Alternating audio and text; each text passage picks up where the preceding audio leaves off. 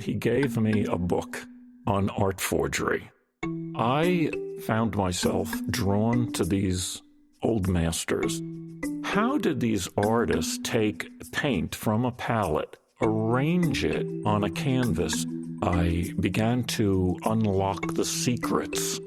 I was a storehouse of knowledge of how to create an illusion, present it to an experienced expert, manipulate his mind, and convince him and bring him to the inevitable conclusion that the painting is genuine. We flooded the market with my paintings, and I couldn't believe what I did. I couldn't believe it. Then the dominoes started falling, and eventually the FBI were led to my door. They uncovered a mountain of evidence against me. But they never actually got you. At this point, you've sold a lot. You've got like $1 million in cash. You sold one painting for $717,000. Why did it go away? Why did you never get indicted? And how are we having this conversation? I guess that's the greatest story of all. To hear how Ken Perenni made millions in art forgery, dodged the mafia and the FBI, subscribe to The Jordan Harbinger Show and check out episode 282 in Apple Podcasts, Spotify, or wherever you're listening now. Do you love shows like Criminal Minds and Mindhunter? Are you interested in what it's really like for the agents that break down the psychology of violent offenders, serial killers, and sexual predators? If the answer is yes, you'll love The Consult, Real FBI Profilers. I'm Julia Cowley. I spent 22 years in the FBI and was assigned to the renowned Behavioral Analysis Unit. Join me, along with my colleagues, retired FBI profilers Angela Surser, Susan Kostler-Drew, and Bob Drew, as we look at some of the most notorious cases that have ever come into the Bureau. We'll take you inside the tape and into our thought processes as we analyze the behaviors, motives, and methods of criminals like JonBenet Ramsey's killer, serial killers like Israel Keys and Joe DeAngelo, and we'll examine some of the most perplexing cases, such as the murder of Washington, D.C. attorney Robert Wone. It's more than just a podcast. It's a real-world look at how the FBI uses criminal psychology to assist law enforcement in our mutual quest for justice. Join our brand new Patreon for early and ad-free episodes and listen to The Consult Real FBI Profilers, available wherever you listen to podcasts.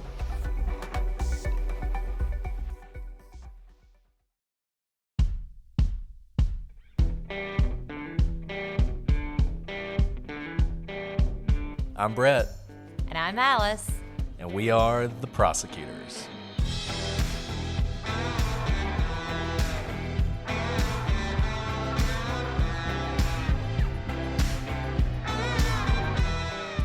Today on The Prosecutors, we conclude our look at the Robert Wone case.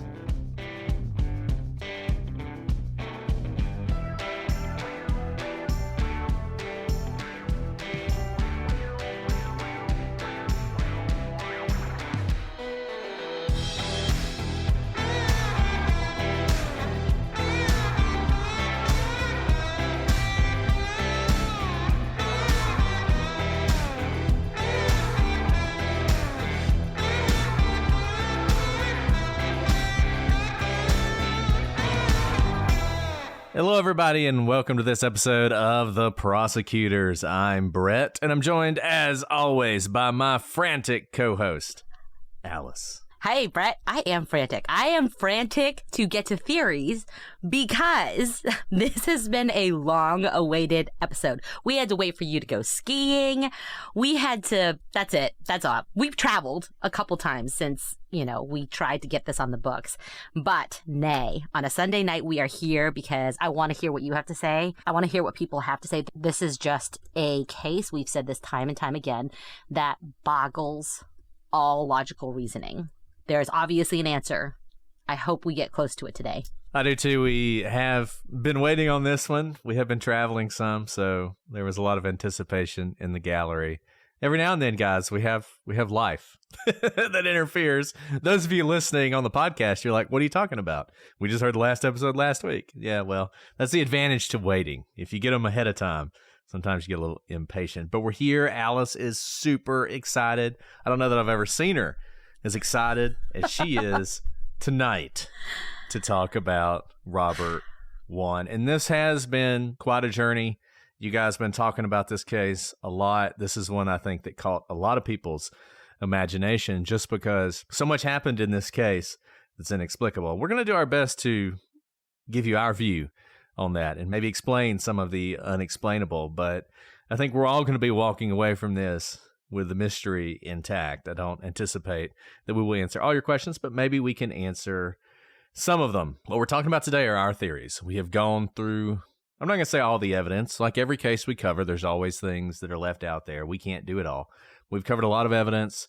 We're mainly going to be focusing on what we think about this case. But when we were talking about this beforehand, we thought there's one issue that we really haven't addressed. And Alice, I know you're passionate about this, so I'm just going to turn it over to you so you can talk for yourself about something that's bubbled up in the chats and on the gallery, and that is, what is Robert's involvement in his own murder? Yeah, Brett, I think this is a really important topic to start off with because obviously it has a role in our theories, but it's so important. I think it deserves a discussion in and of itself, kind of separate from what actually happened that night that led to his death.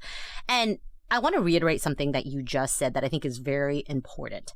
We've given you the evidence as we know it in this case. There were at least 3 people in the house that night. We have their statements. We have different court documents based on what they've said and what they've not said as well. The evidence in this case is at the same time a lot as well as very limited because of limited testimony from kind of the only people who know what happened in that house. With that said, when you're a prosecutor, when you're a defense attorney, when you prosecute a case, or when you're trying to decide how to approach a case, you don't stop there. Even when there are massive holes in your case, as there are in this case, you have to march forward and determine whether there is a story there that you're able to bring to court in some aspect, whether that be a civil case or a criminal case, or you back away. And that's what we've always done on these theories. And I want to reiterate it here because there are so many holes. We don't have any inside knowledge. We haven't talked to family members. We haven't talked to people who have information or evidence that is not otherwise public. What we do have is our ability to draw lines of reasoning when you have these massive holes. In some ways, that's what we specialize in, right? Like people don't bring us cases because they're like completely open and shut. We do get those cases, but that's not where our expertise is called to bear. It is when there are these massive holes in these puzzles that investigators bring them to us and say, help us. What are we supposed to do here? What happened here? So things you're hearing here tonight, our theories, are just that. There are theories. We are trying to make sense of something that is very difficult to make sense of. You don't have to agree with us. And we are not saying that this is exactly what happened that night. But at the end of all of these types of cases, Brett and I try to make sense because something did happen. There is an explanation. And our goal is always to try to get as close to that explanation as possible. And here's the thing, especially when you have these massive holes. There's just no way we are going to be able to tie up all of those loose ends. And as far as I can tell, there isn't one theory that basically answers all the questions. That's why this is one of the most enduring true crime mysteries that we've covered. And one of those mysteries is, why was Robert there that night? Did he know what was about to happen? Of course, not his death. But did he know that there was at least ill will towards him by somebody? And why do we think what we think? So, I don't think it is a secret at this point that we think the intruder theory is near impossible. Sure, there can be additional evidence that comes out later. Maybe we will, like in the Leo Schofield case, find some DNA later on a glass pane or something along the way. Someone speaks up and we find out that there is some DNA that ties back to some home intruder, some serial killer right in the DuPont Circle area who was invading houses at this time. And we find out that there is some like crazy tie to this case, like in Leo Schofield. I will not say never again because of the Leah Schofield case, where we saw kind of the impossible happen. 17 years later, we find DNA of someone who actually we think is involved. But currently, to this day, there's absolutely no evidence of an intruder. And I think it defies a lot of logic, Occam's razor, to begin to argue that this was the result of an intruder, which leaves us to the people in the house. We don't have to talk about who all is in the house yet. We'll get there for sure. But when you narrow it down from intruder theory, Xing that out and going to the people in the house had something to do with what happened to Robert, then any investigator is going to ask, who was in the house? What was their relationship with each other? What was their relationship with Robert? We know, it's not a secret, it was very well known early in the investigation, that the 3 men who lived in that house had relationships with each other.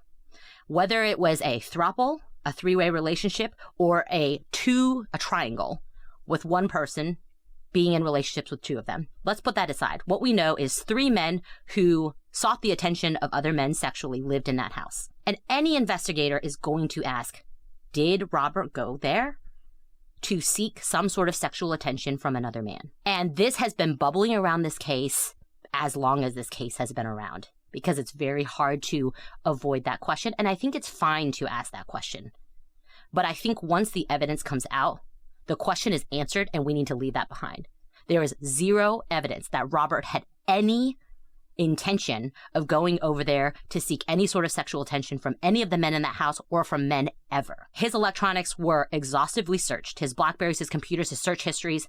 There's no indication on online profiles or anywhere else that he's ever sought attention, sexual, friendship, otherwise, from men online. There's no indication that he sought this type of attention from anyone in his life. And let me just tell you something. Regularly in any type of case that we investigate, whether it is a very violent case or it's a white collar fraud case where like nobody dies, no guns are involved. It's just like a bunch of people stealing money from banks, like electronically, not robbing banks. We get phone dumps. We get cell phones that belong to the perpetrators. And you know everything about these people. You can delete all you think you want from search histories, from phones, from emails, from web browsers. We will find them. And a lot of times we find a lot of what you do socially on those phones. I've joked about this before, but it's actually kind of true. I don't think I've ever seen a phone dump from a male perpetrator, no matter their crime, that doesn't have a picture of someone's genitalia that's male. Might be theirs, might be someone else's. I don't know why. Men, stop it. Stop saving pictures of male genitalia on your phones, yours or otherwise. And this is not an exaggeration. I've yet to come across a case, hundreds of case files that I've looked at, that I do not see male genitalia on a man's phone. Stop it. They're deleted, they're recovered. I don't know why. These crimes don't even have to do with male genitalia. My point being, people use their electronics incredibly personally. It's not just for work. It is for everything. You want to know where you want to go dinner? You pull up your phone or you pull up your computer that you're in front of all day as a lawyer and you search best Thai food in DuPont Circle. We basically know everything in terms of electronic footprint that Robert was doing. And there was no indication of any sort of men seeking men sexual attention. There's no indication that he was going there that night to seek anything other than a bed to sleep in, because it was a late night at his new job, meeting the overnight crew for Radio Asia. So, again, I just want to know, it's fine to ask the question, but there's way too much rumor around how he was trying to cheat on his wife with a man or a woman. There's also no indication he ever tried to cheat on his wife as a man or woman. And I think this is important because by perpetrating these types of rumors, it is re-victimizing Robert as well as his wife and his family and loved ones. Yeah, a few things to add to that. Number one, what Alice said about cell phones is absolutely true. And give me a case file that doesn't have that. Like, I am so sick of it. I literally, it's a joke with my agents that they'll be like, this one has 10. And I'm like, I know what those 10 mean. And I'll just go ahead and tell you, ladies, if you're sending pictures to your boyfriend or whatever, and he's involved in any sort of crime, eventually the federal agent's going to look at that because they usually have those photographs on there as well. So these are our PSAs for everybody out there. Just stop.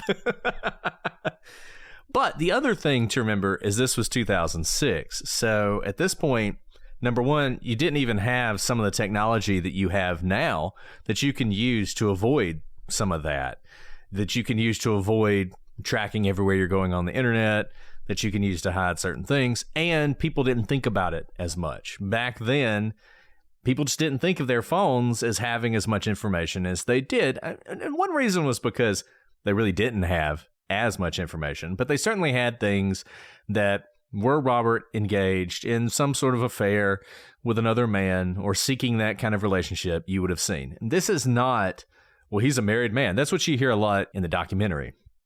They keep going back to that. Well, he's a happily married man. Well, as we all know, being a happily married man is not an indication of whether or not you might be involved in a same-sex relationship. It happens all the time.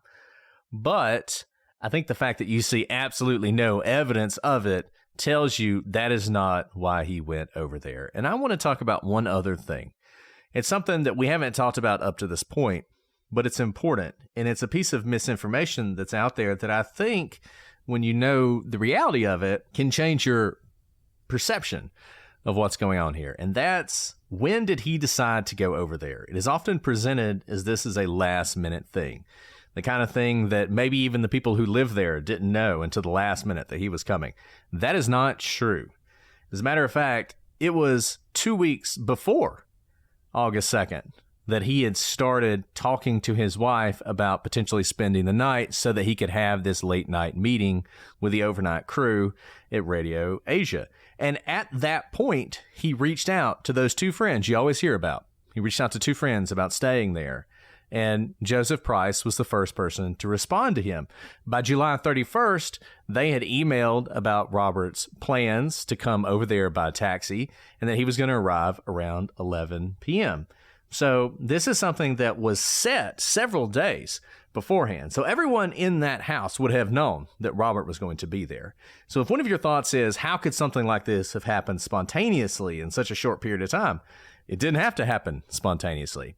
If there's an aspect of this that was planned, it could have been planned days or even weeks before when Robert arrived. And that is something that is misreported in this case, and I think is actually pretty important and will play into our theories as we talk more about this case. Okay, Alice, do you want me to go first, or would you like to go first? I'm happy to go first, and you can So, wow everyone. I think this will, no. I think this is going to be a back and forth sort of thing. I think that's a really great point about when he decided, and there was open conversation with his wife about staying overnight, and he had reached out. The other person he reached out to was a female friend, and like you said, it was Joe was the first one who had responded. But then once he knew he was staying with Joe, there was some back and forth communication and even planning about. Those of you who live in a city are lawyers, you know that if you get an opportunity to see a friend, you'll then make plans around it, like, oh, I'll be there then, maybe we'll get together the next morning, before we have to run off to work. So this was not a surprise to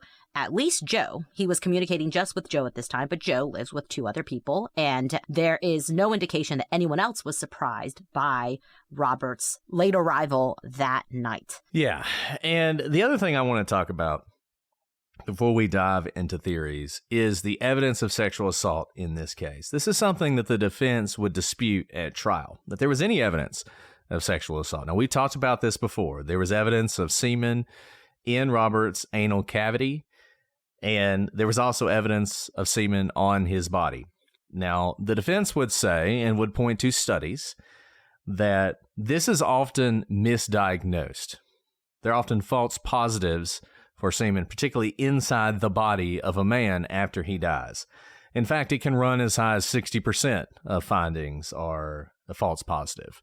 Medical examiners are aware of this, but they're also aware that that tends to happen after some period of time.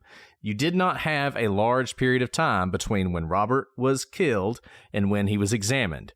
In fact, he was found immediately after he was killed. He was taken to the hospital and examination was done. And if you read the studies on this phenomenon, it tends to be on bodies that are found a little bit later. The body secretes similar fluids that can mimic what you see in semen. The defense wanted to bring this evidence in.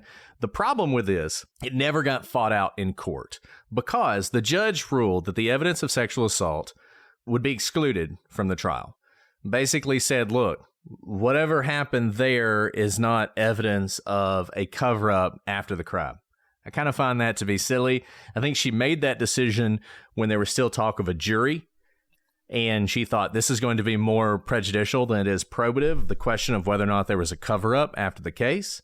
And so she excluded it, and it was never revisited when the decision was made to make it a judge trial. The other thing about this is it's not just inside of Robert. You also found similar positives on his body. Now, there's a couple things about that. Number one, everyone seems to believe that Robert took a shower that night.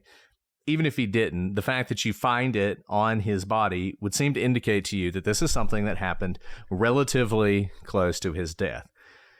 You can go down a lot of rabbit trails with that, but I think you combine these two things. Number one, there's no evidence that he is involved in any sort of sexual activity with men, and yet you find some evidence of some sort of sexual activity on Robert. And I think that is going to play into this entire idea of what happened that day. Absolutely. And I think that's important to note that while there may be other explanations of a positive indicator for semen, it doesn't seem like this is the situation for it. But at the same time, there wasn't cross-examination allowed for this type of information.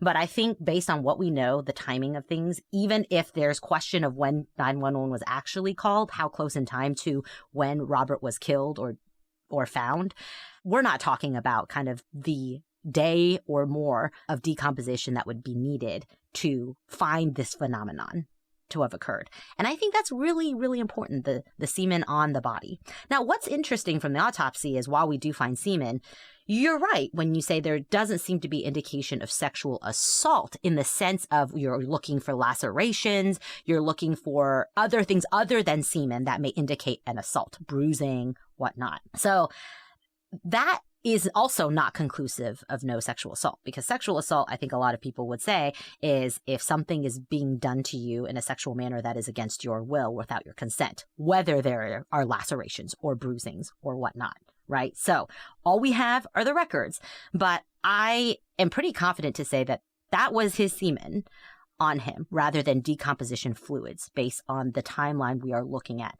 Speaking of that timeline, this is an incredibly tight timeline. So let's walk through it together, Brett, because whatever happened incredibly quickly. Now, we know from immediate statements at the police station, I think it was Joe Price who told investigators, Robert came in, he had some drinks over the sink, and then we all went to bed. I think there's probably a lot of truth to that, because what do we find about Robert? He's in bed, dressed for bed, and he has his mouth guard in. Repeatedly, we have heard from his wife, people who've lived with him previously, that the last thing he does is put in his mouth guard. Personal experience, also the last thing I do, because it doesn't feel that comfortable. It's hard to, you can't eat with it. You don't brush your teeth with it, obviously. You do it after you brush your teeth. You can't really talk with it, or at least you talk kind of with a lisp whenever you have your mouth guard in. He was found dead with his mouth guard in. So, he had to have gone to bed pretty quickly. But that was the plan all along, remember? He wasn't coming to hang out. There wasn't a party that night. He wasn't staying overnight in the city because it was a celebration for something. He truly needed a pad to crash at because it was after 10 p.m. and his wife was going to be asleep and it was going to be more than an hour commute back home. He didn't want to wake her up. He had to be back in the city the next morning.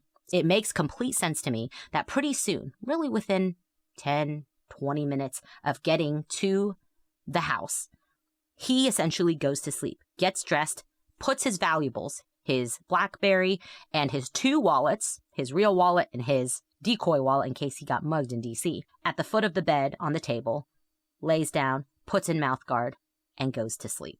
And can I just say one thing really quick about this? Because I think it's important as we go through this. There's so much we don't know, to lay out things that I think we probably do know. Some of this is still going to be speculative, but it's speculative based on the evidence we have. I think one thing we absolutely know is Alice is right. Robert got there to the house and quickly thereafter was in bed. People have asked about the 11:08 email that he sent, whether someone else could have sent it. I mean, could they have? I guess.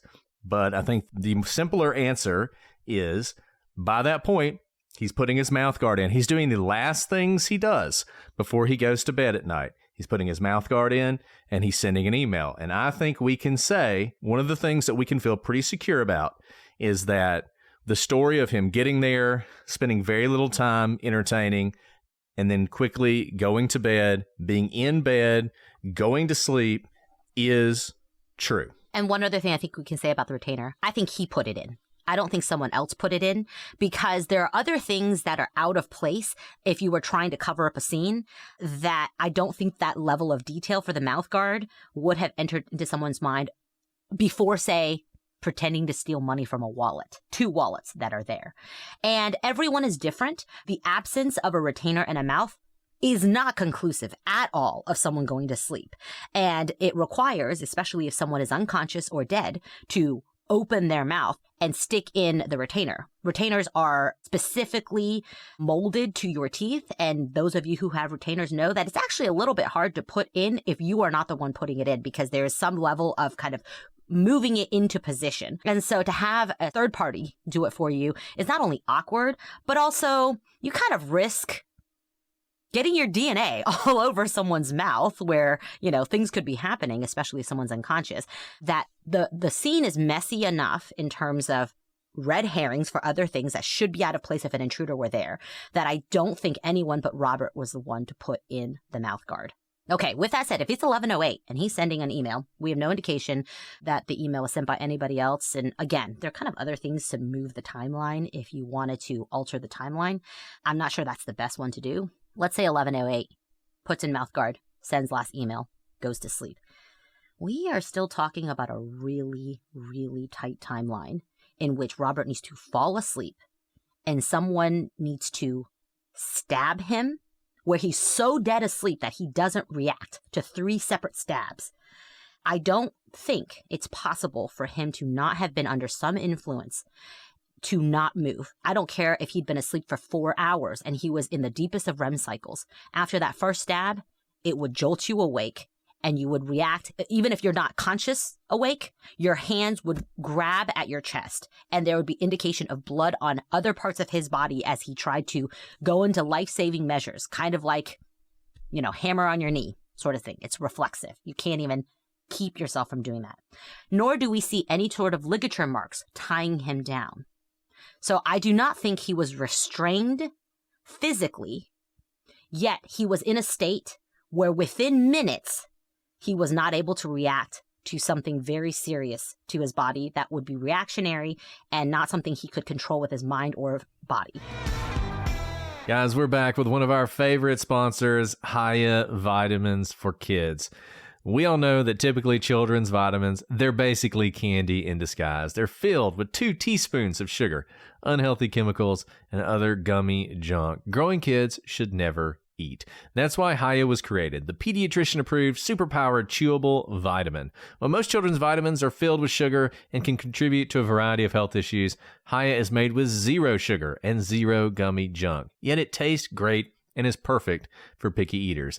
Hiya fills in the most common gaps in modern children's diets to provide the full body nourishment our kids need with a yummy taste they love. Formulated with the help of nutrition experts, Hiya is pressed with a blend of 12 organic fruits and veggies, then supercharged with 15 essential vitamins and minerals, including vitamin D, B12, C, zinc, folate, and many others to help support immunity, energy, brain function, mood, concentration, teeth, bones, and more. It's non-GMO, vegan, dairy-free, allergy-free, gelatin-free, nut-free, and everything else you can imagine. This is such an amazing vitamin. You guys have heard me talk about how much I care about what I feed my kids, and that's vitamins included. When I broke out Hiya, my kids went crazy about them, and I really do mean that. They look forward to getting to take the vitamin every day, and I feel good knowing that it is made of the best vitamins for them and none of the additives and sugar that you don't need for kids.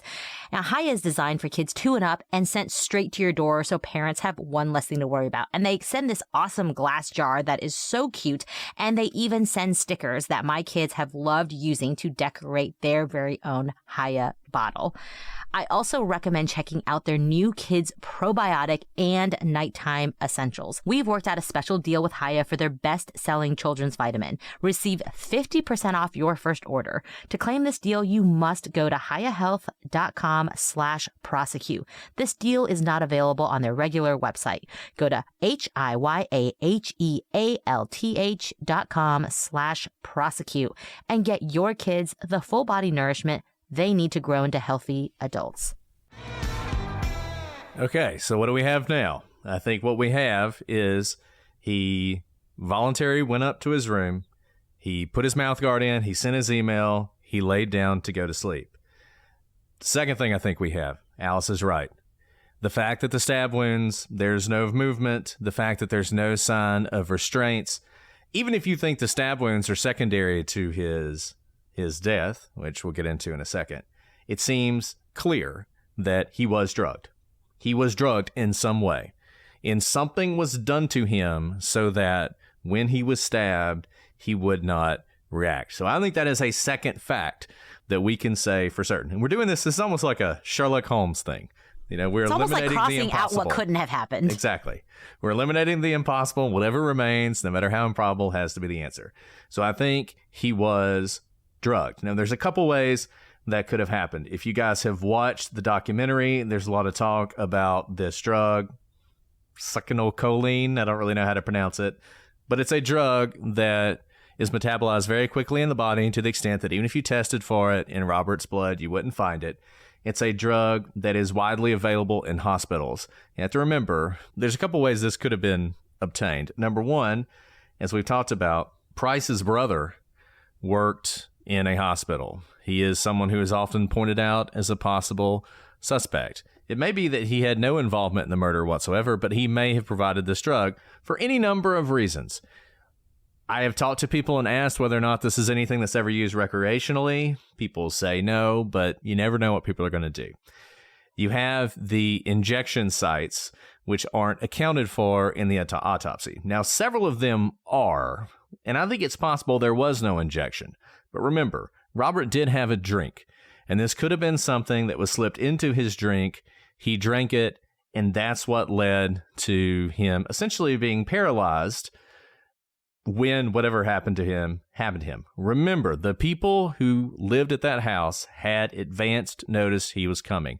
If they had decided to do something to him, even if it wasn't a murder, they could have prepared for this by having a paralytic available.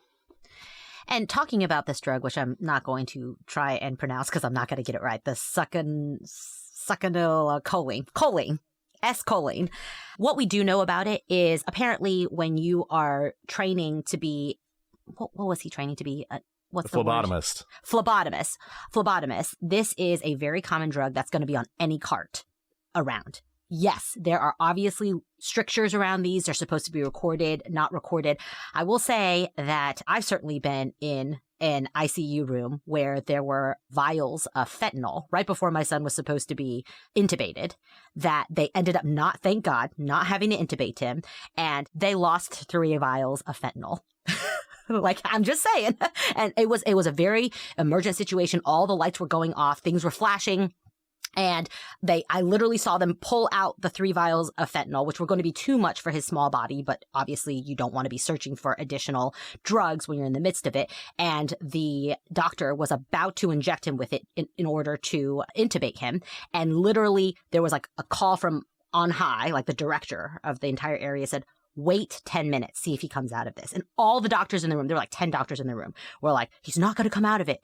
And 10 minutes passed, and this director was correct. He did not need to be intubated. But in that time, there were no fewer than 30 nurses, doctors, nurse anesthetists, phlebotomists coming into our room, and they lost the 3 vials of fentanyl because they had to search all of our bags. And we didn't have much on us, but they had to search us because they couldn't account for those 3 vials. All I'm saying is, it happens, especially when you have night classes all the time. And this particular drug is something that phlebotomists use a lot because it is so fast acting in emergent situations when you need to do something like a trach. You have to put in a trach, something that is very painful, especially if you're fully aware and awake. Say you just got into a car accident, you get wheeled into the ER, they need to stick something down your throat. That's going to be very painful. They need it to act immediately because if not, you could die in the next minute. That's why they use a drug like this that is so incredibly fast acting. And as the prosecution pointed out, succinylcholine is used in exactly that sort of circumstance, and it's used in emergencies. It's on every crash cart in every hospital. If you worked in a hospital, even if you're not the kind of person who used it, if you wanted to get your hands on it, you could. And you could get a vial of it, and nobody would ever notice. This is not the kind of thing that you're going to have, some sort of strict recording. Somebody's going to notice, oh no, there's a vial of succinylcholine missing. Whatever shall we do? If you've worked in a hospital, that's not how that's going to go. And that's a really good point, right? Fentanyl, we know of abuses. I will say I did a lot of drug cases that had to do with doctors, like misappropriated drugs from the doctors or the nurses. I had lots of investigations involving doctors or nurses stealing drugs that they could then either abuse themselves or sell on the secondary market, black market. And obviously fentanyl was a huge one that they would steal. I have never heard of succinylcholine. That has never shown up. Doesn't mean it doesn't exist. But when asking a lot of friends who work in the medical field, I was like, is this something that people abuse, that you're afraid of a nurse going to take it and giving themselves an IV, which happens, by the way. They do that with fentanyl a lot, morphine a lot, unfortunately. Is that one of the drugs you would expect them to use? And they're like, most of my medical friends say no, because it works so quickly that essentially is like a paralytic. It puts you asleep immediately. So you can't exactly go into the break room. You can shoot up fentanyl and be high as a kite and go about your day, but you can't be on the floor, passed out, asleep. They will immediately find you, know what happened, and you lose your job, right? And so the medical people that I spoke with were like, that's not a drug that we see abused by the medical professionals because they would be caught immediately. You need a drug that you can continue to work in. So I think it is undoubtedly the case that he was drugged. He was drugged with something. He was drugged with something that wasn't found in the toxicology screens. Succinylcholine is a popular choice. Could have been something else, but that's a popular choice, and I think it's something that you could get your hands on if you knew someone who worked in medicine fairly easily. And that's the whole point right here. I am not saying that the brother is a suspect here. I think there is absolutely no evidence, in fact, that he's a suspect at all. I think his phone has him at home that night. Sure, phones can be turned off, whatever. Based on what I was saying previously about Robert not having any indication of having sought, male attention or going over here for sex that night, I think the same applies to the brother. I don't think, for everything I know, there is no indication that he was in that house that night or had anything to do with Robert ending up dead. But what I think is very important when you are trying to introduce some way of understanding how Robert was drugged in a way that does not show up on a drug test, you have to show opportunity. And here is an opportunity for the men in the house to get access to an otherwise not over-the-counter drug that could act in a way to achieve the goals that we're about to talk about and evade detection on a drug test. So let me be clear. I have nothing against brother right now. And I don't know why brother would take this. Maybe someone asked him to take it. I don't know. But what I'm showing is that there is absolutely opportunity for the three men in this house to have acquired this drug that we are now introducing. And there's another problem if you're giving someone a sedative, and that's that you can give them too much. And in fact, if you give them too much, you can kill them. And there's a couple different ways you can kill them. One is their heart stops and they stop breathing. The other is it seems like their heart has stopped and they've stopped breathing. It's hard to say exactly what happened in this case, but there's one thing that's interesting, a fact that nobody can ever really figure out, and that's that Robert had petechial hemorrhages in his eyes, but not many, only one or two. Now, what causes petechial hemorrhaging? One thing can be being strangled to death. That is a common symptom you'll see of that kind of murder. There's no evidence that Robert was strangled. There's no damage to his throat. There are no bruising around his throat. He didn't fight back. You got to remember, one of the things that's important here is however he was killed without fighting back at all. There's no evidence that he fought back. And there's not a lot of petechial hemorrhages. In fact, there's only one in each eye. Something else that can cause petechial hemorrhaging is when you are given a sedative. Two things can happen. Number one, if you're given too much and your breathing becomes too low, you can have petechial hemorrhaging. The other thing is you can see petechial hemorrhaging when you are sedated and your eyes are not taped shut. So your eyes are just open because nobody bothered to tape your eyes shut. You can have damage to your eyes. This is something that happens a lot in surgeries. So if Robert was drugged, if he was sedated, that could be the cause of his petechial hemorrhaging. The other thing, if you give him too much, as I said, he could either die or he could appear to be dead. What do you have in this case? You not only have the fact that you have identical wounds that show no movement whatsoever, no tearing, no resistance whatsoever, you don't have a lot of external bleeding. You have a lot of internal bleeding. Let's assume for a second that the defense is right, that this is not a case where he was killed in some other place and cleaned up.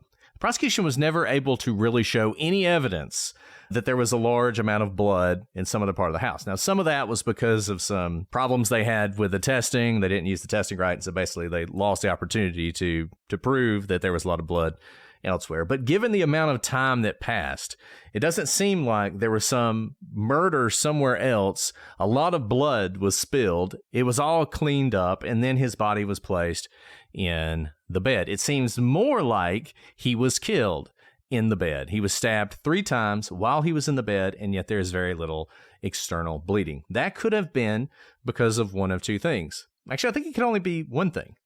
If he were just dead, let's say he were dead and these were all post-mortem stab wounds, I don't think you would see as much internal blood loss as you see. But if his heart was barely beating, maybe so much that you thought he was dead and you stabbed him, then you might not see the sort of gushing blood that you tend to expect when someone's heart is beating and their blood pressure is high and you have blood spatter all over the place, which you don't see in this case. So I think what you have here is when he is stabbed, his heart is barely beating at all. And that takes us to how people test for blood loss, which I think is very important in this case. And Alice, I know you have thoughts about this. Yeah. Okay. So I agree with you there. There is no indication that he was stabbed elsewhere. Blood was cleaned up and then he was moved into the bed. It's not just that they didn't find blood, which I think is a huge thing, because I know there's going to be people who say, oh, they messed up the testing for the blood. You would have to mess up a lot not to be able to find this amount of blood somewhere. It wasn't on any of the people in the house. It wasn't on the, additional towels, things that would soak up this blood. We're talking a lot of blood if you were stabbed, just if your heart is beating as yours and mine are right now. So instead, I do think he was stabbed in his bed where he was ultimately found. So when your heart slows so much to almost, and people have said that if you don't know what you're doing and you administer this drug and you administer too much, the person can appear that they are dead. So much so that they're breathing so little that you can't even perceive their chest moving up and down. And that includes your heart, how slow it's beating. And when your heart stops beating very fast or fast enough to circulate the blood all throughout your body, we've seen this before if you have very low blood pressure, blood starts to pool. Even when you're not completely dead, even when your heart isn't completely stopped, it begins to pool because gravity happens. And the only reason your blood isn't pooling right now is because your body continues to pump that blood all throughout your body. But as you know, if you are very overweight or you've been pregnant before, you know that when you stand all day, what happens to the lower extremities of your body after you've been standing all day? You get swelling in your feet because of gravity. So even when your heart is pumping at normal levels, gravity does its work and pulls down blood. Now imagine you don't have that pump circulating that blood throughout your body and you are laying horizontal. Blood begins to pool to the lowest area because that's what gravity does. It pulls it down away from your chest. So let's say that Robert was laying on his back at some point, or at least he was laying with his chest exposed at some point to be able to suffer these stab wounds. Let's just say, since he was found in this position, that he was laying on his back. Where would that blood pool to? The lowest points from where it is. That would be your buttocks, your back, away from your chest, where we see the stab wounds. Basically, away from the areas where there are puncture wounds where blood can push out. And we know this from past cases that if your blood's not pumping, if you have a puncture wound, it's the pumping that actually spurts blood out. But if your heart is barely pumping at all, not only is the blood pooling away from, in this case, where the stab wounds are occurring, but you also don't have the outward spurt movement of blood being pushed out of the wound. Doesn't mean there's no blood at all. But I think at the time that he received these stab wounds, a good amount of his blood, and it doesn't take very long. Think about, I don't know, if you guys make like a science experiment with a water and oil and you like shake it up to try and mix it, or you have glitter in there, like different glitter bombs, you shake it, doesn't take very long if you put it down for everything to settle, right? Under a minute. Same with blood. The viscosity is going to start pooling down. And I think when he received those stab wounds, I'm not convinced he was completely dead, because we do see some blood, but so little blood that there was certainly not spurting. So his heart wasn't beating at a rate that would allow blood spatter. But then you have the question of, well, where did all that blood go? Because didn't the autopsy say about a third of his blood volume was missing? But we didn't find it. So if we can't find it, it must mean it's down a drain or it was cleaned up in some way, right? I'm not convinced of this. So when you do an autopsy, you don't calculate blood loss by draining an entire corpse of all its blood and measuring it. That's not what happened in this case. Rather, you take, like many things in medicine, a percentage from the areas that you expect to have blood, and you calculate, based on these samples, how much blood was lost. I think that works if your theory is that he was alive and well and his heart was beating when he was stabbed in the chest, and you would expect to find blood in certain areas. But I'm not positive. We don't have more details about the autopsy and the samples and where they were drawn. But I think when you have a different situation where you're not stabbed, when your heart is alive and beating well, you have a different situation where blood was pooled in the first place before you were even stabbed. Blood may be collecting in areas of the body, such as maybe your organs, that would not be the typical places you would go sample blood to calculate the blood loss. So I think there is a very high possibility that he's not actually missing a third of his volume. I don't know that for a fact. But I think when you are going by, we know that they think he died from stab wounds. And so you conduct your autopsy in that manner. The starting point is he died by stab wounds. But I think if you flip it, that the stab wounds were secondary to his heart essentially stopping in the first place before he was stabbed, you're looking at a different distribution of blood. Did you know nearly 75% of people have subscriptions they've forgotten about? Before I started using RocketMoney, I thought I had about, a dozen or so subscriptions. I could not believe it when they showed me I was paying for something more like 20 subscriptions each month. Between streaming services, fitness apps, and delivery services, it's never ending. Thanks to RocketMoney, I'm no longer wasting money on the ones I forgot about. RocketMoney is a personal finance app that finds and cancels your unwanted subscriptions, monitors your spending, and helps lower your bills so that you can grow your savings. With RocketMoney, I have full control over my subscriptions and a clear view of my expenses. I can see all of my subscriptions in one place, and if I see something I don't want, RocketMoney can help me cancel it with just a few taps. I love how the dashboard shows me this month's spending compared to last month, so I can clearly see my spending habits. Plus, they'll help me create a custom budget and keep my spending on track. RocketMoney will even try to negotiate lower your bills for you by up to 20%. All you have to do is submit a picture of your bill and RocketMoney takes care of the rest. They'll deal with customer service for you. RocketMoney has over 5 million users and has saved a total of $500 million in canceled subscriptions, saving members up to $740 a year when using all of the app's features. Stop wasting money on things you don't use. Cancel your unwanted subscriptions by going to rocketmoney.com/prosecutors. That's rocketmoney.com/prosecutors. rocketmoney.com/prosecutors. Right. And there are a couple things we know happened in this case. Number one, we know that some of his blood was digested. Even the ME acknowledges that, which indicates that he was still alive when blood started going into his digestive system.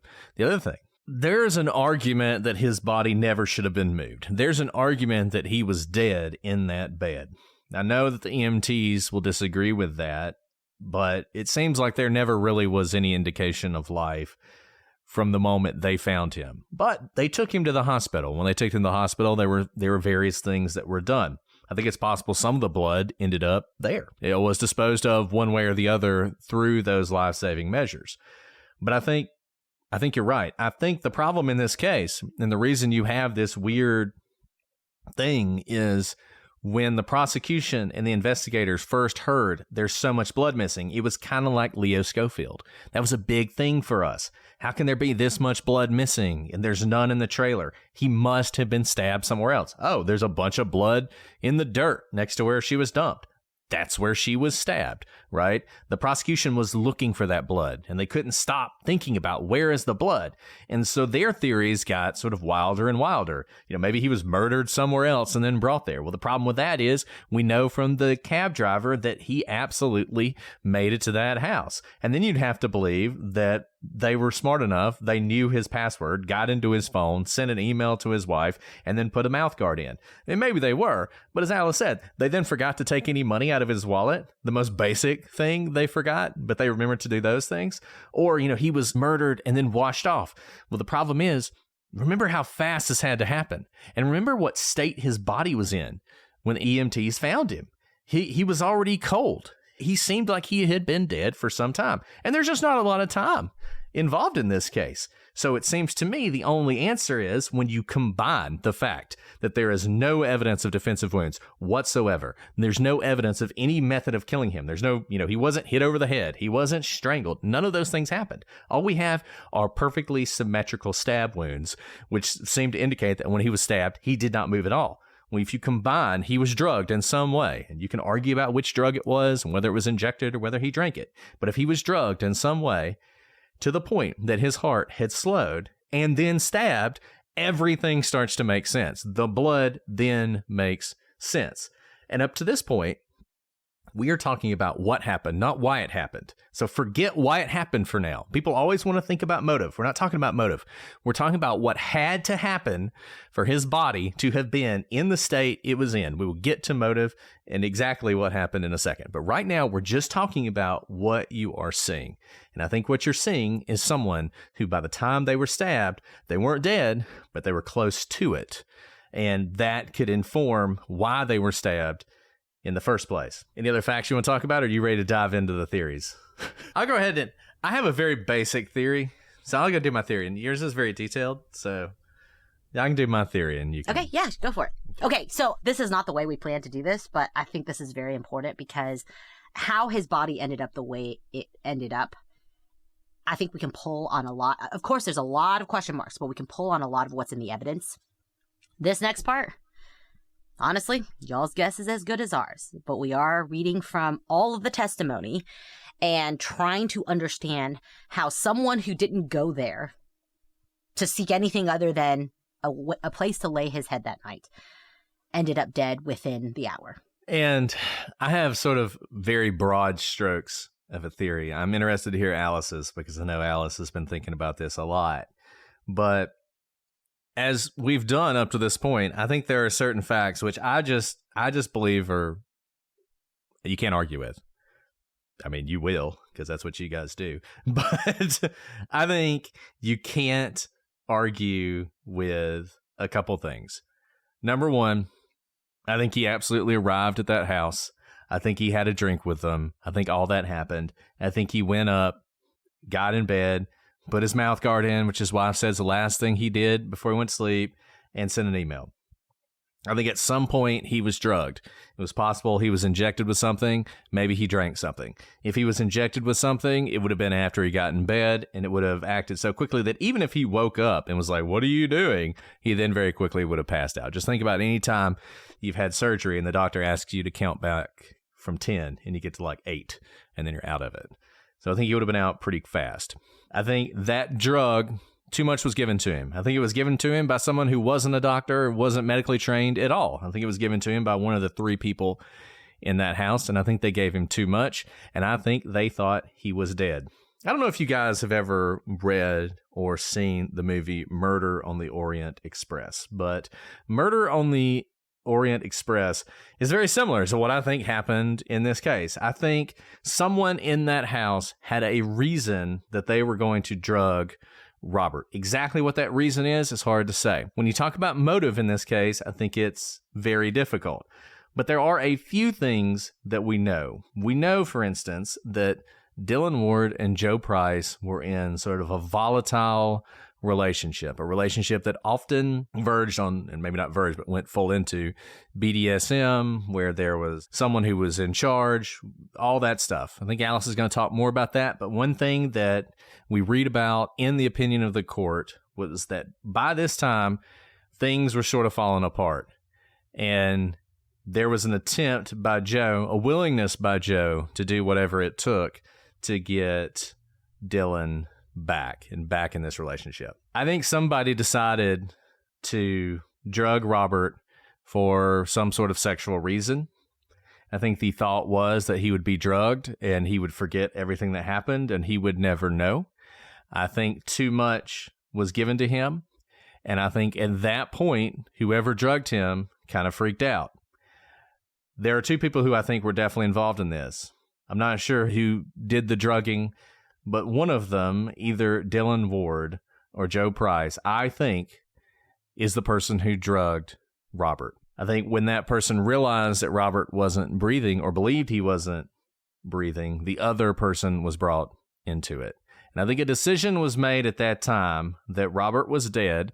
There was nothing that could be done for him. And the only thing that could be done was to save them by making it look like it was an intruder. I think one of them went downstairs, retrieved a knife from the knife block, and went back up. I think the person who killed Robert, as we talked about last time, was standing on the far side of the bed from the doorway. The person who got the knife came in through the doorway, reached across the bed, handed the knife to that person, and they then stabbed Robert 3 times in exactly the same orientation, in exactly the same depth, to make it look like it was a murder when in fact, well, it was a murder, but to make it look like it was an intruder murder and a stabbing murder when in fact they thought he was already dead. He wasn't dead, and that's why you see the blood as you see it. I think at this point, Zaborski, who has not been involved until this point, comes downstairs, sees what's going on, and screams. That is the scream that the neighbors heard sometime in the 11 to 11:30 hour while they were watching the nightly news. At that point, the other two had to start working on him to get him calmed down. A lot of time passed where they're getting him calmed down and getting their story straight before they make that final phone call. And that's why when the police arrive and the EMTs arrive, Robert's body is already going cold because, in fact, he has been dead, more or less, for much longer than would be indicated by the 911 call. They make the 911 call, and from that point forward, they stuck to their story because they were all in it together. One aspect that I think is sexy and you kind of want to believe it is 3 people, 3 stab wounds. Those of you who've seen or read Murder in the Orient Express, you know what I'm talking about. The problem with that is the fact that each stab wound was the exact same orientation and the exact same depth. I think one person did the stabbing at the behest of another, and I do think that Zaborski, his involvement in this was just covering it up. Now, I think it's absurd that the court reached the opinion it did. I don't think it is possible for this murder to have occurred and for one of them to have been involved and all 3 not have been involved in the cover-up. I think they should have been found guilty of obstruction of justice. I think it's unfortunate that they weren't, but I think the judge just did not have the courage that we often talk about, that juries often have, to make the hard call and find someone guilty when they believe they are guilty. And in this case, I think the judge believed they were guilty, but didn't have the guts to say they were guilty, and that's why they walked free. So that's sort of my theory. I do not have as many details as everybody would like, because the fact of the matter is, I don't think you'll ever know exactly what happened in that house unless one of them talks, and I don't think any of them ever will talk. Yeah. I mean, there's very little that I disagree with there, Brett, but it still is a theory that is so wanting. Not because you have left anything out. It's just there is no way to understand what actually happened without one of the 3 men talking. But it doesn't mean I'm not going to try to understand. First, I started this episode off with saying that I really wanted to address the fact that Robert had nothing to do with his death, right? There's a second thing that I think is very important here. I do not think the men in that house intended to kill Robert that night at all. It was a cover-up because they thought they had accidentally killed him. And this is all incredibly sad because I don't know how much he was given of that drug or what drug he was given.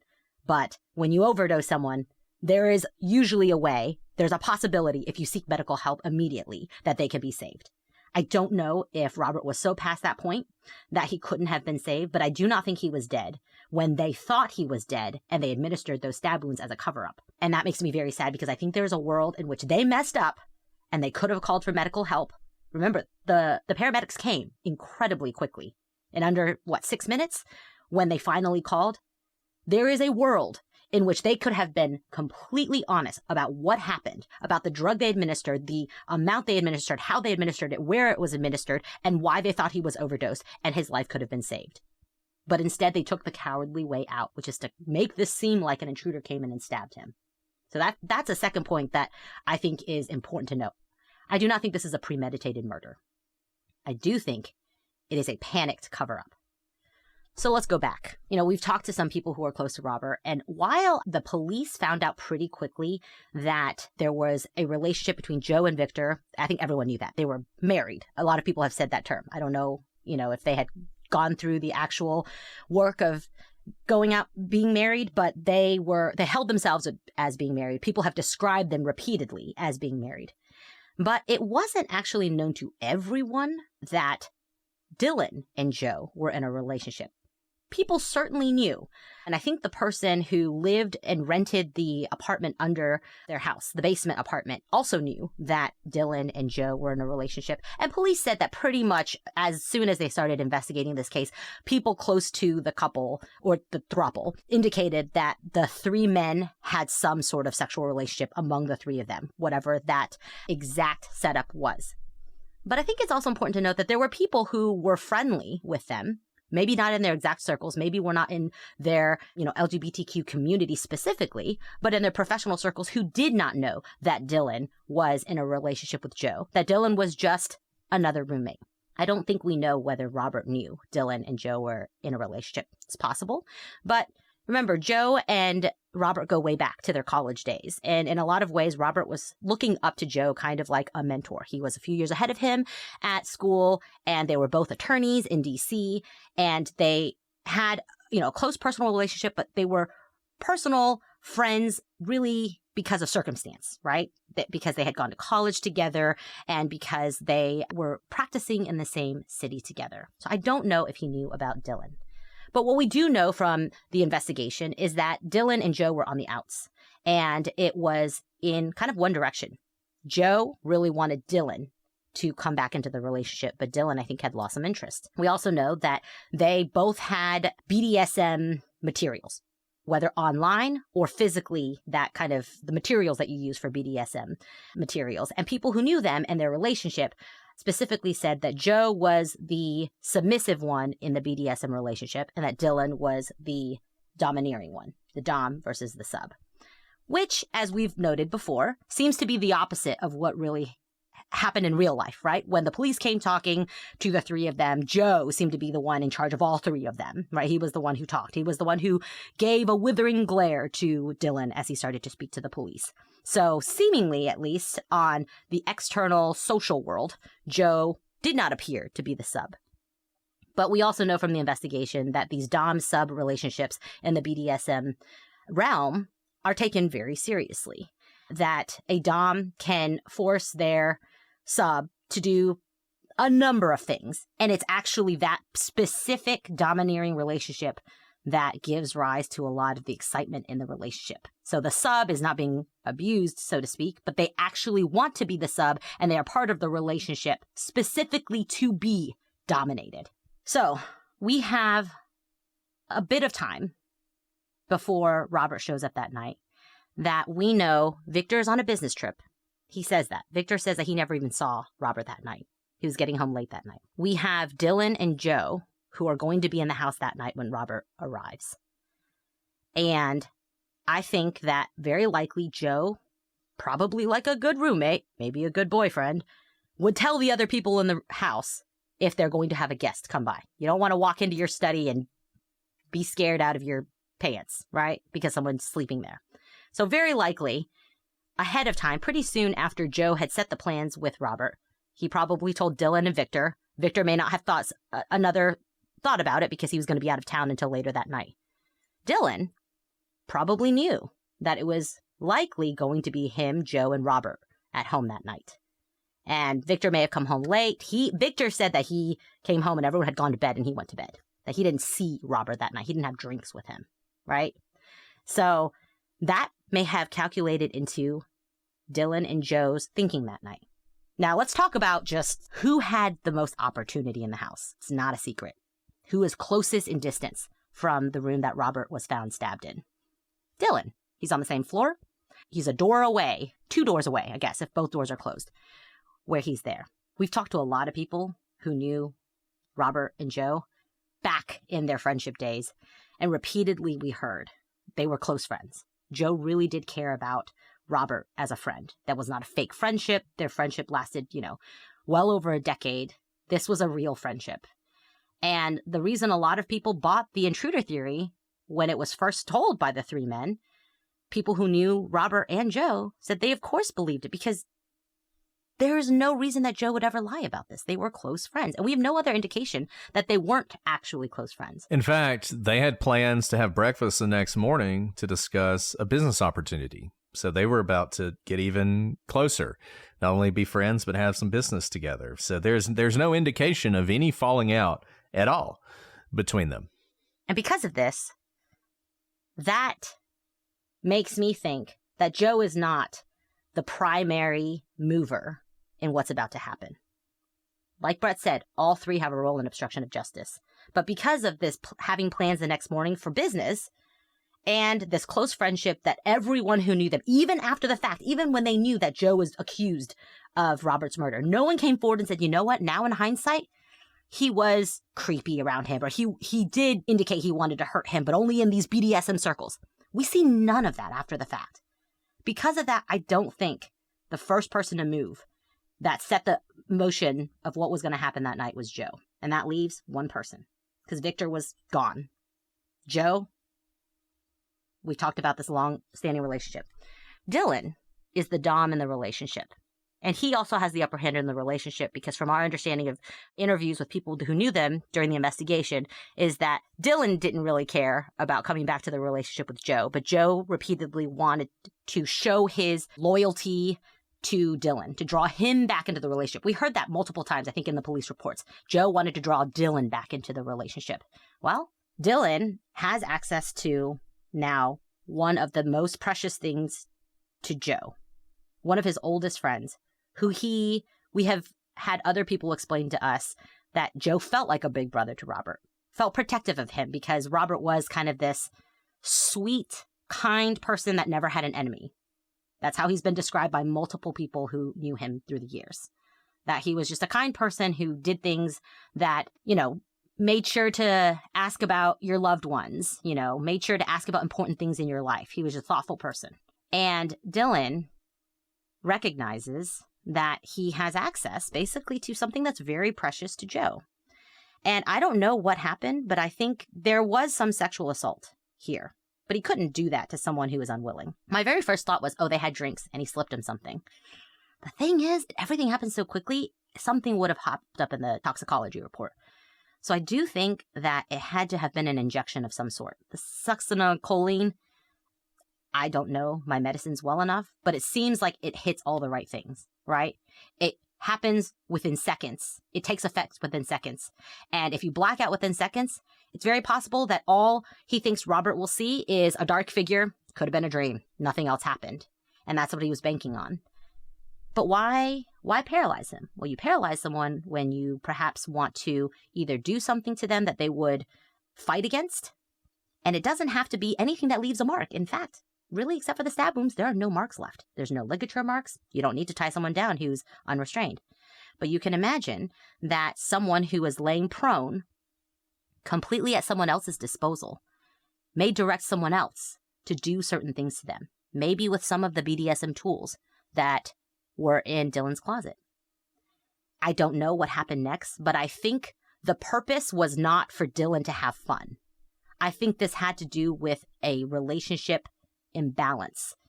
This had to do with some sort of psychological warfare that went far beyond anything we can imagine. Because I don't think Dylan had any interest in sexually assaulting Robert. That wasn't the point. That's not why you go to a paralytic. Why do that when you have two other men who are right upstairs?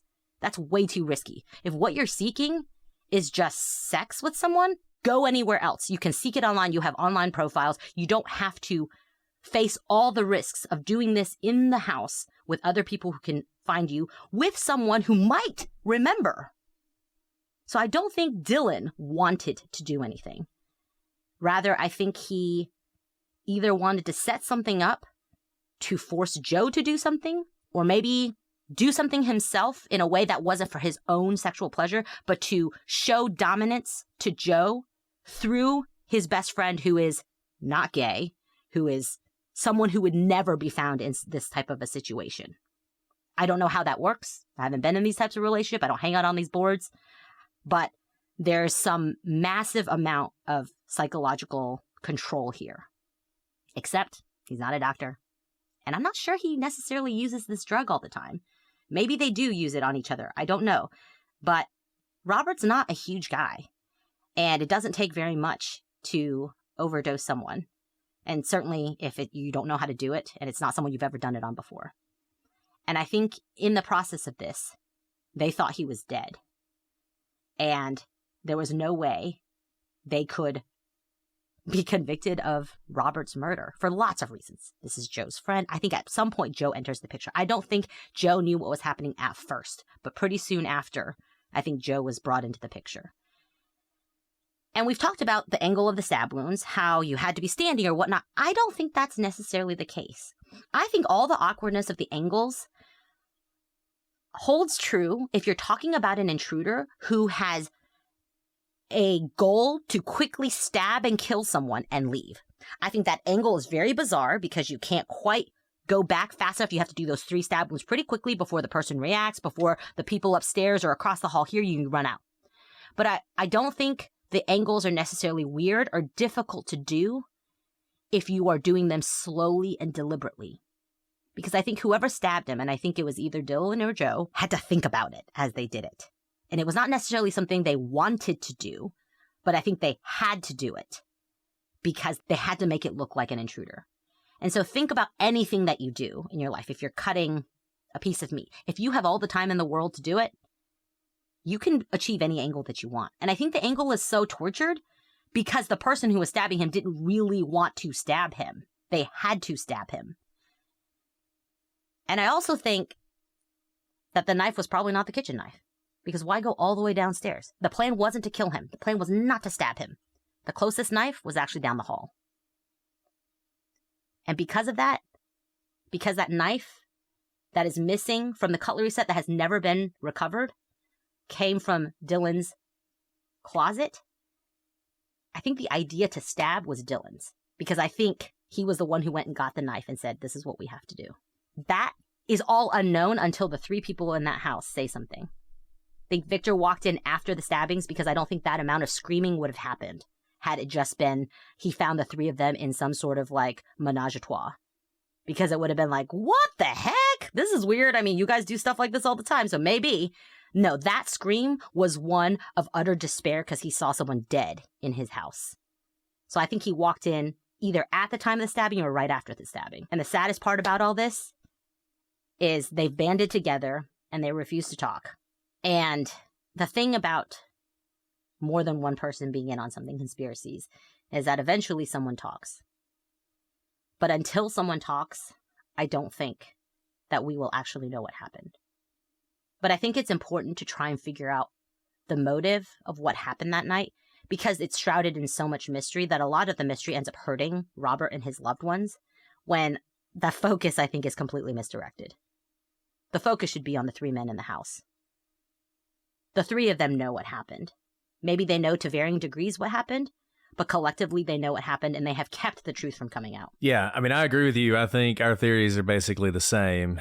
I think it was Dylan Ward who stabbed him.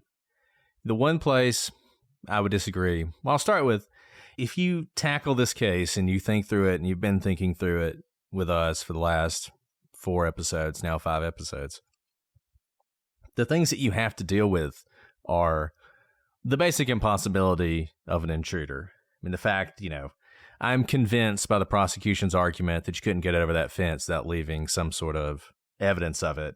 And the fact that the best the defense could do is come up with the sandbox on the other side having a depression in it. And that was where they went over, when if they went over there, they would have fallen to their death down the stairwell. Tells me that there is no intruder here.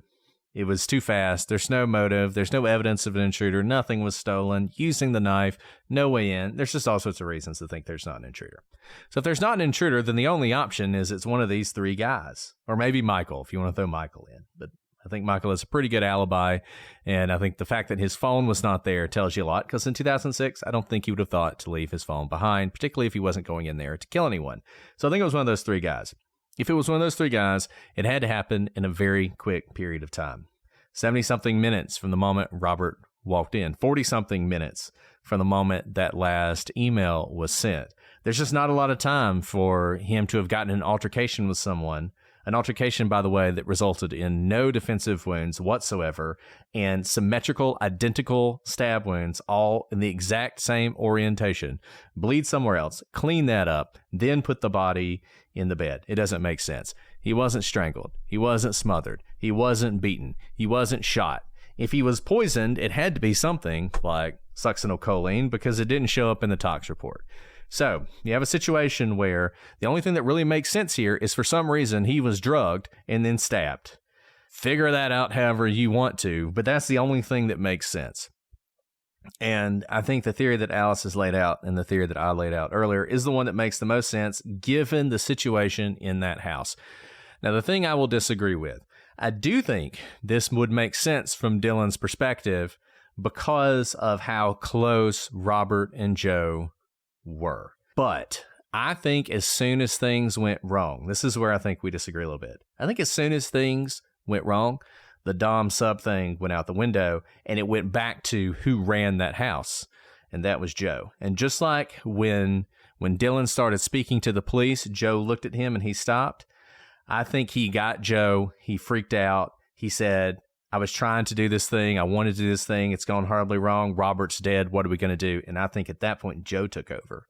And I think even though I think he probably made Dylan be the one to do the stab wounds just because it was his fault, I think it was his idea. Never going to be able to prove that unless anybody says it. But I just think when the panic hit and it was time for someone to take charge of the situation, it was Joe that would have done that. And that makes the case even more tragic because that was supposed to be his best friend. That's a really interesting theory. I hadn't thought about it in that manner, that who was in control may have flipped in the midst of it. Let me be clear about something that some people in the chat may have misunderstood both of us. I don't think they stabbed him to kill him. I think they thought he was already dead. I don't think maybe they didn't even know until, the autopsy didn't indicate that anything other than the stab wounds killed him. So I think even to this day, they thought they drugged him to death and they thought he was dead, cold, because you can be cold to the touch at this point, and his heart had stopped beating perceptibly. So they may have not felt a pulse. They may not have seen breath, and he may have been cold to the touch, and they actually thought he was dead. So the stab wounds weren't done in like some sort of terrible, let's mutilate him way. It was quite literally the cover up of a corpse is what they thought. I think the problem was he wasn't actually dead when they stabbed him. Hence the kind of interesting situation we find ourselves in. And a really interesting thing you note about if Dylan was the one to drug him, so he's the one who actually, in their minds, killed him. But then if Joe made the decision to stab and the autopsy actually says he died by stab wounds, that may be a big reason why both of them may have almost equal blame in their eyes under the law, why they haven't turned on each other. Because remember, right now, it's Victor and Joe are together still. Victor's not going to try. This is his husband. Why turn on his husband? But Dylan has left the trio. So what is keeping Dylan and Joe from turning on each other? I think what you say may have a very powerful impact as to the prisoner's dilemma issue, because they each have a role in his death, right? Whichever one actually killed him, maybe they think it was the injections that killed him, and The autopsy says it's the stab wounds. Well, if Joe is the one who made the call to stab him, whether he was the one to stab him or not, you can see how if you brought a murder charge, the autopsy says died by stab wounds. Who made the call to stab him? Joe. You can see how that's a very clean path to conviction. And that may be the reason, even though they are on their separate ways, they are no longer together. They're not covering for each other in the sense of like out of a loving relationship loyalty, the way that I think Joe and Victor still have. That may be why. Guys, we all know there are things in life you have to compromise on. Maybe you got an apartment, it was a great deal, but there's an upstairs neighbor who's banging on the drums all the time. Maybe you have a car that you bought for cheap, but it's always breaking down on you, but it's kind of the best you can do. But when it comes to your health, there is no compromise, or at least there shouldn't be. So don't go back to that one doctor who uses your appointment to catch up on the latest headlines, their family group chat, their crossword puzzles, just because they're available right now, or take your slightly sketchy insurance. Instead, check out ZocDoc, the place where you can find and book doctors who will make you feel comfortable, listen to you, and prioritize your health. ZocDoc is a free app and website where you can search and compare highly rated in-network doctors near you and instantly book appointments with them online. You guys have heard me talk about this. I needed a doctor. I hadn't had one in like a decade, and I was able to get on ZocDoc and very quickly find doctors in my area who both were looking for new patients and, maybe just as importantly, take my insurance. And you can do the same with ZocDoc. And these docs all have verified reviews from actual real patients. We're talking about booking appointments with tens of thousands of top-rated, patient-reviewed, credible doctors and specialists. You can filter specifically for ones who take your insurance, are located near you, and treat basically any condition you're searching for. The typical wait time to see a doctor booked on ZocDoc is between just 24 to 72 hours. That's it. You can even score same-day appointments. I use this and you should too. Go to ZocDoc.com/prosecutors and download the ZocDoc app for free. Then find and book a top-rated doctor today. That's ZocDoc.com/prosecutors. ZocDoc.com/prosecutors. Yeah, and the people who knew said things along the lines of, Victor would do anything for Joe, Joe would do anything for Dylan, and Dylan would do anything for himself. So all three of them have a reason not to come clean. I do think, as we've said many times, that Victor is the least involved, but I do think once he made that 911 call, he was locked in, because at that point he did have an involvement in the sort of after the killing. He was helping covering it up. I don't feel like he had any direct involvement in the murder. And I think, honestly, this is what happened to the judge. I think the judge probably thinks the same thing we do. I think she probably thinks that Joe and Dylan were equally involved in this, but she wasn't sure about Victor. And since she wasn't sure about Victor, she just felt like she couldn't find all three of them guilty, which I still don't understand. But I think Victor is the least culpable. And as we said, would have been the person that we would have targeted to try and get them to flip on the other three. I think the problem was, I think Victor probably never would have flipped on Joe. If he could have flipped on Dylan alone, he would have. But I don't think there was any way to do that because of how everything went down. And really quick on the whole drugging thing. It took me a while, honestly, to settle on the injection because I didn't want to believe that, it seems so risky to walk into someone's room and inject them, because if I got injected, I would, of course, wake up and then see whoever was doing it. My original theory was that he was drugged when he was drinking something. In addition to it not showing up on the toxicology report, I think that was a bit risky, and there's no indication that anything was having its effect on Robert as he went to bed. He did all the things he normally does before going to bed, putting in his mouth guard, sending that last email, putting his valuables neatly somewhere. There's no indication that he threw up, kind of missed the bed, hit his knee, like he's stumbling, like it's starting to take effect. Those of you who have been slipped a roofie, at a date rape drug at a bar before, thankfully that has not happened to me, but I have seen someone under that effect. They start tripping and it happens pretty immediately. It's hard to time when it's going to take effect. And of course, it's possible that he made it all the way to bed before it took effect, whatever he took, and it didn't show up on the toxicology report. But I think the fact that everything was so regular and normal for him, everything he did was him being self-possessed, in control of how his normal process is, that I think it was something much more fast-acting, like the injection. And look, I mean, this is our theory. We could be wrong. If you disagree with us, I want you to come up with a theory that answers all the questions and fits all the facts. Good luck to you on that. Because this and is... again, the crazy thing is, I don't think this is a straightforward, we just wanted to have sex with Robert. I don't think that's what it had. I think sex had very little to do with it. Sex assault ended up happening, but I think it was like a tangential thing to a much deeper psychological control issue, which is why this is so difficult to understand, because we are not in anyone's mind. No, I agree with you 100%. And this is one of those cases that the facts are so strange that, you know, we always say the whole Occam's razor thing. When you hear hoofbeats, think horses, not zebras. I think this is a zebra case. There's zebras running all over this case. So I think you're going to have a hard time coming up with a theory that fits really all the theories. And as some people have said, we've talked to several people about this case, and, you know, the problem with it is you can come up with a theory and it sounds good, and then the more you think about it, you know, you're like, well, what about this, and what about this, and what about that?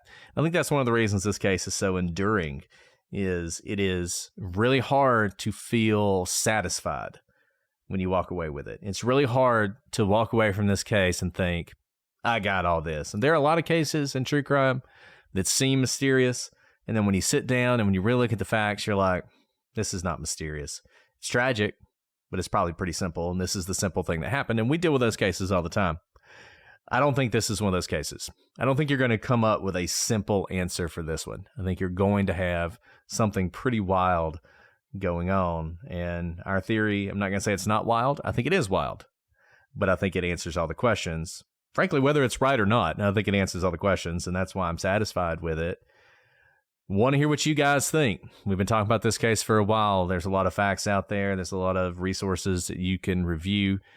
Want to hear what you think we got right, what you think we got wrong. I want to hear your theories. If you have a theory that you think fits the evidence and lines up with everything, let us know. We want to hear it. And if there are any really good ones, we'll share them later.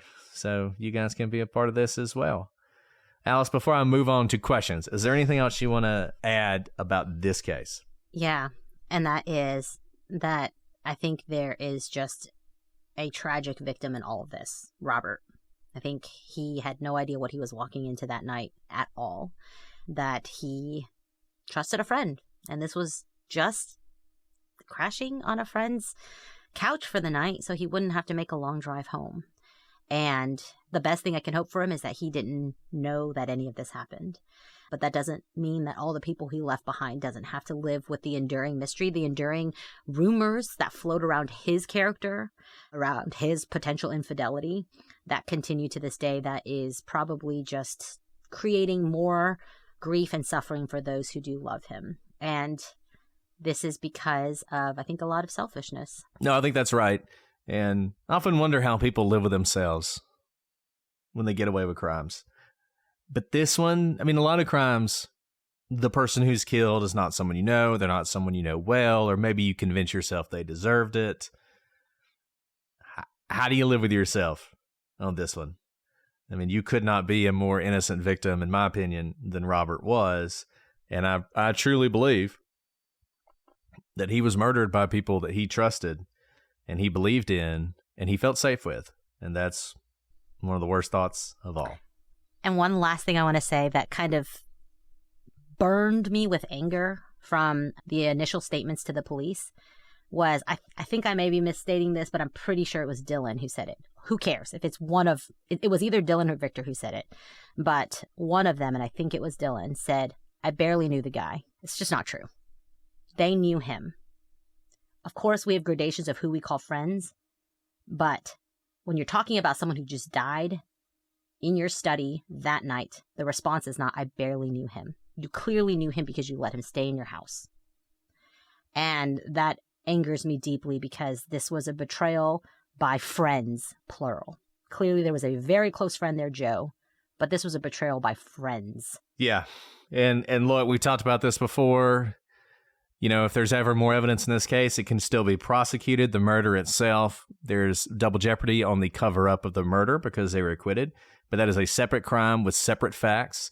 the murder itself could be charged again, though if it is, the defense attorney on the documentary will not be representing the defendants because he has been disbarred. So if you didn't like him, he's not a lawyer anymore. So don't worry about that. Well, I don't know. We were going to ask questions, but I'm depressed by this case. So I think just no questions today. We're just going to end this one in sadness, and we'll move on to another case next week, and we can do questions then. But we do want to hear from you guys. prosecutorspod@gmail.com, @prosecutorspod for all your social media, including TikTok, where we are now TikToking away. So check that out. If you leave a 5-star review, you get a question. If you leave a 1-star review, we might make fun of you later in a TikTok. So, it works either way. For the haters and the lovers, there's something out there for everybody. But thank you to YouTube, everybody watching on YouTube. We love you guys, our patrons who have been with us through this and so impatiently waiting for this episode. Hopefully, you guys enjoyed it as well.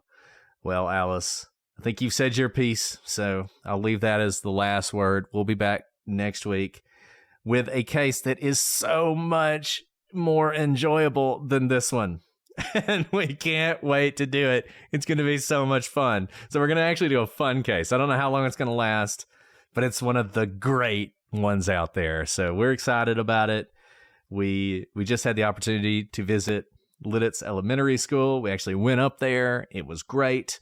Met with the kids, and we talked about this case. So we're excited to share with you everything we learned from those great kids starting next week. One other thing I want to mention, pure coincidence, but the consult is also doing Robert Wone, even as we're doing it. So if you're listening to this now, they should have 3 or 4 episodes out. If you're listening to this live, they'll be starting shortly. Make sure you listen to them. I can't wait to see what they say because, they actually know what they're talking about, whereas we just make things up as we go along. So it'll be really interesting to hear what the profilers think about this case. So listen to the consult if you can't get enough of Robert Wone. All right. Well, we'll be back next week with a much more fun case. But until then, I'm Brett. And I'm Alice. And we are the prosecutors.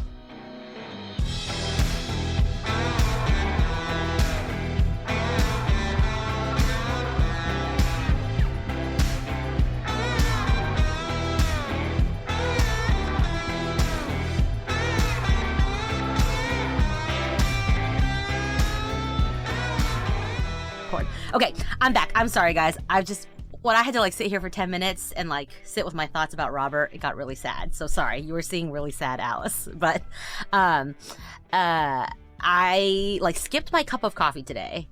Never do that. Never go cold turkey on coffee, especially when you're a 5-cup of coffee a day person. Because I was feeling good. The sun was shining. I was running around, and I was I worked out, and then I did something with the kids, and I was I don't need coffee. I'll pass the top.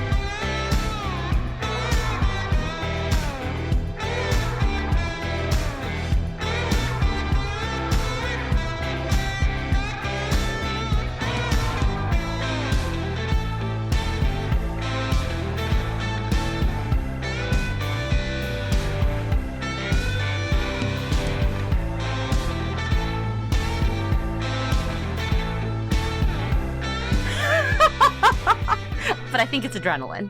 So anyways, TMI, sorry. Wow. Okay. I'm all hyped up on Mountain Dew. I'm really excited. I can tell. I'm going to get sued. That's why I'm all hyped up. This is going to be a wild one, guys. This is going to be a wild one. I'm so going to get sued. I don't know what's going to happen on this. We'll just go. Okay, here we go.